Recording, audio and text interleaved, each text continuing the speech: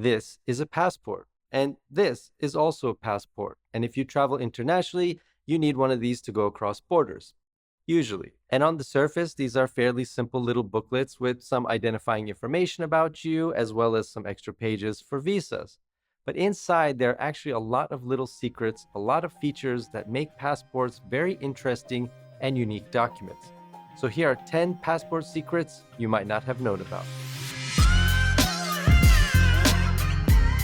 Hi everybody, foXnoMad here, and today I want to help you travel smarter by sharing some of the features that make your passport special, secure, and unlike most other documents. First, a quick history of passports to help you just how far we've come, but also why some of the features I'm going to share have been put there in the first place. Travel documents have been recorded at least as far back as 2,000 years ago. More recently, during the 1410s, kings in England could issue safe conduct documents for travel, and some of the earliest mentions of the word passport are found around 1540, which may have been used for passage between England and France. It wasn't until World War I, though, that the passport we think of today for international travel was put into use. At that time, passports were folded pieces of paper with a cardboard cover, a photo of the person carrying it, as well as a description of some of their features like large nose or big ears. Yep, that's true. In 1920, the blue passport was made standard. So here's your first passport secret. The standard US passport wasn't always blue. This change happened in 1976, and before that they were red, then green. The British passport was blue until 1988, when it became burgundy, the preferred color of European nations. Number 2, passport colors don't have any international standard, and countries can choose the color they prefer, and they often reflect cultural identity. Predominantly Muslim countries prefer green, but Turkey has a burgundy passport closer to the European standard. Switzerland, on the other hand, has a bright red passport. Number 3. The colors of passports within a given country, though, can vary and often denote things like diplomatic or refugee status. Number 4. Holograms in passports are used because they are difficult to forge and the machines to print them aren't easy to come by. Passport holograms are covered with a thin protective layer to prevent or at least make obvious if there has been any tampering. Not surprisingly, there are very few companies around the world that are authorized to make official passports. US passports are printed at the US government printing office using at least 60 different materials. Number 6. Many passports contain special inks that change color when heated or cooled, or otherwise might dissolve when tampered with. Your passport likely also has UV inks, visible under UV lights only. Number 7. What's known as optically variable inks are also used, meaning they shift colors depending on the angle you're viewing them from. Number 8. Also invisible to the naked eye are anti-scan patterns that prevent you from scanning or photocopying a passport without these patterns being added. This makes it much more difficult to forge a passport. Number 9. Some of the text on your passport can be as small as a micron. You can see the larger text with the naked eye, might need a magnifying glass for some of the text, while other text requires a sophisticated microscope. And smaller text is more difficult to forge because the smaller and smaller and smaller you make that text, the higher and higher resolution of a printer you need, and those are very, very difficult to come by, if not impossible altogether.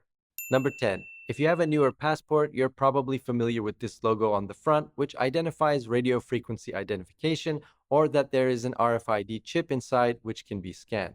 And that chip can contain many different things. For example, on an American passport, an RFID chip only has a reference code, which then border agents can use and is linked to other personal information about you, like your birth date and your passport number and things that are found actually in the passport. Most other countries, though, store data directly on the chip itself.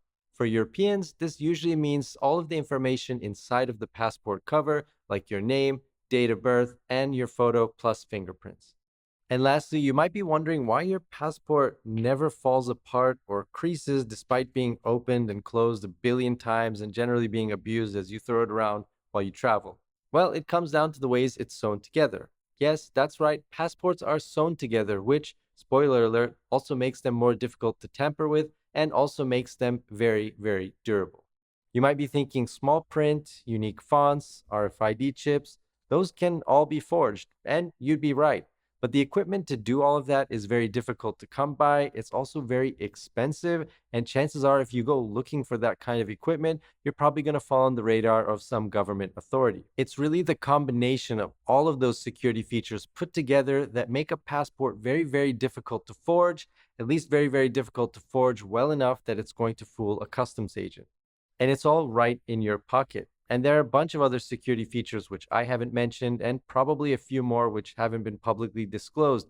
Things like if you take the ink and heat it to 160 degrees for 10 minutes, on this one page, that ink will turn this certain color. It would take a very good forger a very long time to be able to learn all of those different things, those different security features that are in a given passport.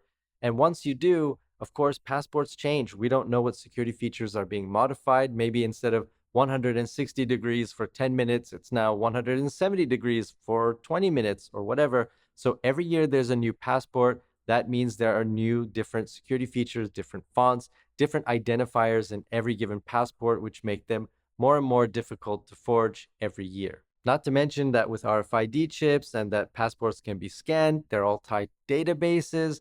So again, it just becomes more and more difficult to make a fake passport.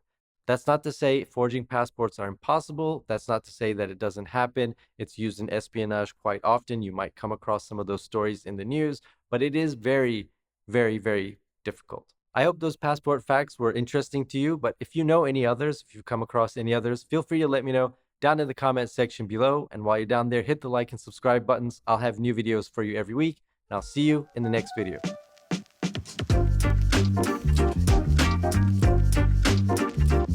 Oh, and bonus fact, if you have a finished passport and you flip through it like this, you can see a little moose walking.